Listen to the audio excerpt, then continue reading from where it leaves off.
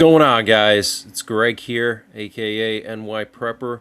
It is Friday, April 17th, 2026, and I have some breaking news to share with you guys.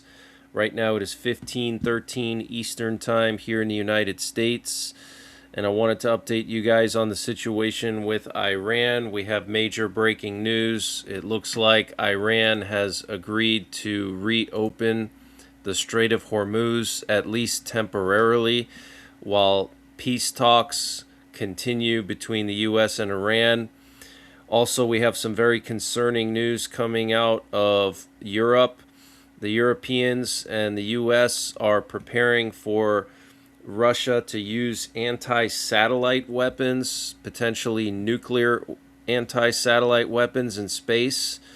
So very concerning, but I want to get into the major breaking news today, which is that apparently the Strait of Hormuz has reopened.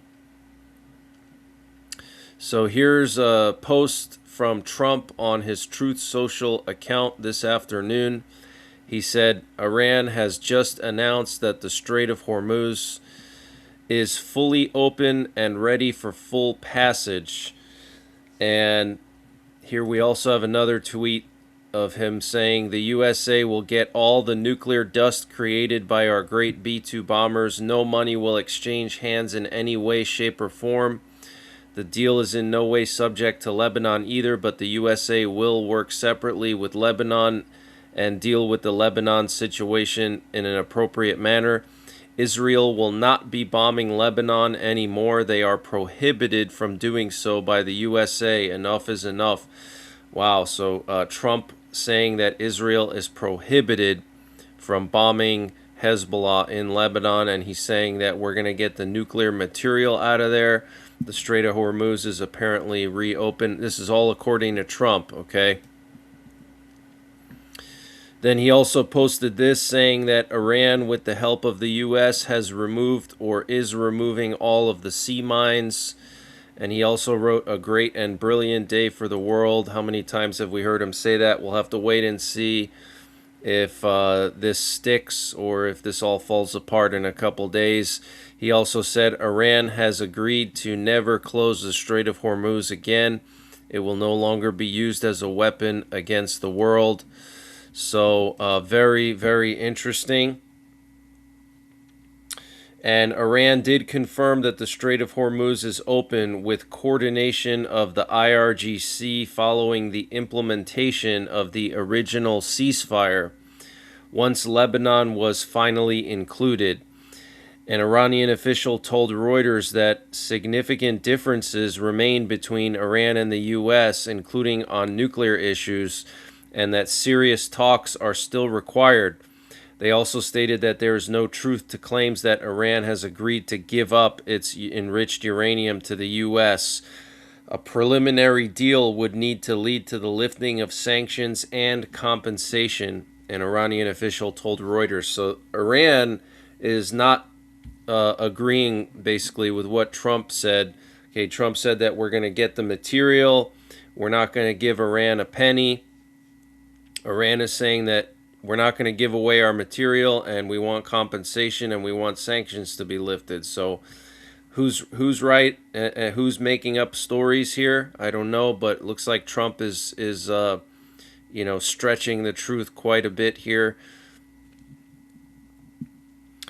And an Iranian official told the Fars news agency, which is the Iranian state news, that if the U.S. blockade continues, Iran will consider it a violation of the ceasefire and reclose the Strait of Hormuz. Now, Trump said today that the blockade is going to continue, okay? So we'll have to wait and see what happens.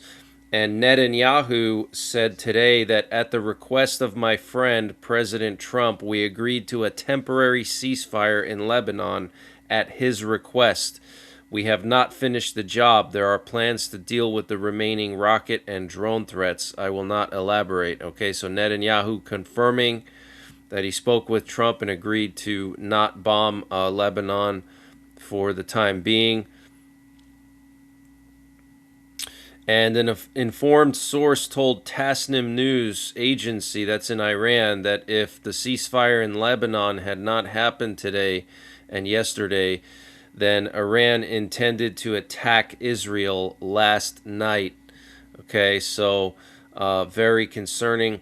And Iran set 3 conditions for the passage of vessels through the Strait of Hormuz. The ships must be commercial and military ships are prohibited. Neither the ships nor their cargo should be related to hostile countries. The ships must pass through the route designated by Iran. The passage of vessels must be coordinated with the Iranian forces responsible for this passage. Okay, so still we'll have to wait and see how many of the big oil companies will be moving their stuff through the Strait of Hormuz, because it's still kind of a unstable situation. Plus there's the threat of mines, but it does appear that tankers are already moving through. Oil prices dropped to $80 a barrel this afternoon, but we'll have to wait and see if all this holds or not.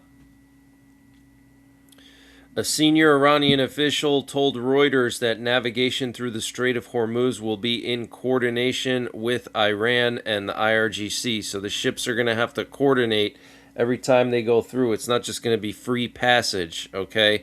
And then they can still get boarded and checked. Axios reports that the Trump administration has offered Iran cash in exchange for its uranium stockpiles, quoting a U.S. official. The latest offer given by the U.S. was the release of $20 billion of frozen funds. In exchange, Iran would ship its uranium to the U.S. or a third party. Wow. Okay, so this is contradicting what Trump said, that they're not going to get a penny. We're not going to pay them anything, and they're going to give us their enriched uranium. Well, that doesn't appear to be the case, and now Trump is lashing out, saying that that's fake news, but multiple sources are confirming that the Trump administration has offered $20 billion in cash to Iran to get their uranium. Absolutely insane. And switching gears here, the U.S. and its allies, including the UK, Canada, Australia, and New Zealand, have conducted secret high-level military exercises named Apollo Insight to prepare for the potential deployment of a Russian nuclear anti-satellite weapon, according to reports from Defense One and The Telegram. The classified war game, which included 17 U.S. government agencies such as NASA and the Department of Energy, and over 60 defense companies, simulated the consequences of a Russian nuclear explosion in low Earth orbit. According to General Stephen Whiting, head of U.S. Space Command, Russia is developing a nuclear-powered anti-satellite weapon intended for deployment in orbit. If detonated, this weapon could destroy or disable up to 80% of all satellites in orbit, creating a global blackout of GPS, military communications, intelligence, and the internet. U.S. officials warn this capability could result in a space Pearl Harbor, triggering a global crisis and indiscriminately damaging satellites from multiple nations. Okay, so this is huge news, guys. 17 U.S. government agencies, 60 defense contractors, multiple NATO countries involved in this wargaming exercise about a Russian nuclear anti-satellite weapon. Very concerning. And this update was sponsored by EMP Shield. Guys, EMP Shield has created a special discount just for you, the listeners of the NYPrepper channel. If you go to EMPshield.com and use the promo code NYPrepper, you can get 15% off your entire order. And why do you need an EMP Shield? Well, this is a special device to protect your vehicle, your RV, your solar generators, your radios from an electromagnetic pulse, which could be caused by a solar flare or potentially a rogue country like North Korea detonating an electromagnetic pulse weapon over the United States that's mounted onto a satellite. So protect your vehicles, protect your RV, protect your radios, protect your generators with an EMP Shield. Use my promo code NYPrepper to get 15% off. Installation is super simple. This is a veteran-owned business, 100% American-made, and the EMP Shields have been tested by the military, okay? And free shipping is included to the entire continental United States. And the link and the promo code are in the description below this video. And the International Energy Agency chief said Europe may be 6 weeks away from running out of jet fuel and is warning of possible flight cancellations. And the German government is prepared to participate in a potential mission to secure navigation through the Strait of Hormuz by contributing to mine clearance and maritime surveillance.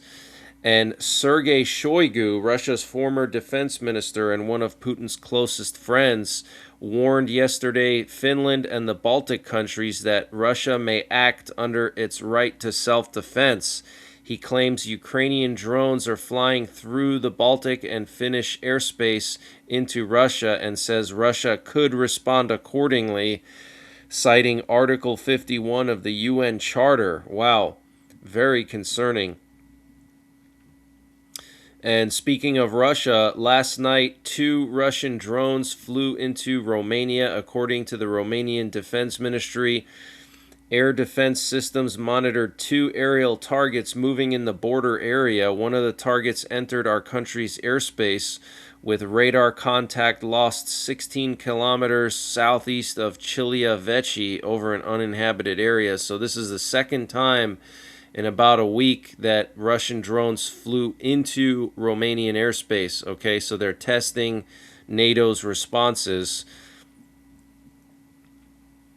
And the Russian parliament approved a bill that would allow Putin to send troops abroad to protect Russian citizens.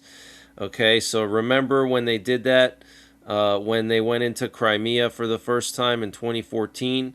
It looks like they're planning to make a move possibly into Estonia. There is a large Russian population in Narva, Estonia, which is a city right on the border of Russia in Estonia. And Russia is preparing a provocation against NATO. It could seize one of the Baltic Sea islands at any moment, Swedish officials warn. Swedish Army Chief Michael Klesson told the Times that the Kremlin wants to test the situation and see how the alliance would respond, especially after tensions between Trump and Europe. One likely target is the island of Gotland. It could be taken by surprise via sea or an airborne assault. Swedish military intelligence has also warned in a recent report that the threat from Russia will continue to grow. Wow. And Iran said that major gaps remain in peace talks due to U.S. demands of an indefinite end to uranium enrichment. And we're hearing that U.S. sailors on the USS Abraham Lincoln aircraft carrier are reporting poor quality food and small portions during a long deployment near Iran. Because of extended operations and strained supply lines, crews are relying on limited resupply at sea, leading to rationing and lower morale. Families say sailors are often hungry, and mail disruptions mean they can't send extra food or supplies. And I did see pictures of the food, and it's like worse than prison food, guys. I mean, it is awful what they're getting now. And a third U.S. Air Force AC-130J Ghost Rider ground attack close air support gunship arrived at the Central Command Area Responsibility yesterday. Interesting. And U.S. intelligence agencies have detected signs that China is considering providing Iran with advanced radar systems, which could enhance Iran's ability to detect and track incoming threats. So advanced radar systems from China to Iran. And Western intelligence says Iran blunted the impact of U.S.-Israeli strikes through pre-war planning. While it suffered heavy infrastructure damage and lost top leaders, it preserved key missile and drone capabilities and maintained command structures by quickly replacing officials. Iran also retained significant missile and drone reserves, suggesting it could still respond if fighting resumes. Wow. And Trump bashed Italy, saying Italy wasn't there for us and we won't be there for them. Trump also lashed out at some popular talking heads. He called out Megyn Kelly, Tucker Carlson, and Candace Owens again. He said, I hear Megyn Kelly, Tucker Carlson, and Candace Owens are dying fast. Their numbers are terrible. Nobody believes them anymore. They were fake MAGA, and now they've been exposed. Wow. And what you're looking at here is the flight path of a U.S. Navy recon drone that was hanging out around Cuba last night. Very intense patrol around Cuba. And what's interesting is this happened just a couple days after the news came out that the U.S., or actually the Pentagon, was planning options for an invasion of Cuba to topple the regime, a Bay of Pigs invasion, an operation to take control of Cuba if Trump gives the order. And remember what Trump said before the Iran war started, like 3 months ago. He said, we're going to do Iran before Cuba, okay? So he clearly said we're going to deal with Iran first, and then we're going to move on to Cuba. So Cuba is next in line on the chopping block. And a man attempted to scale a fence at a White House entrance gate yesterday and was tackled by Secret Service agents. One individual is in custody and another sustained minor injuries.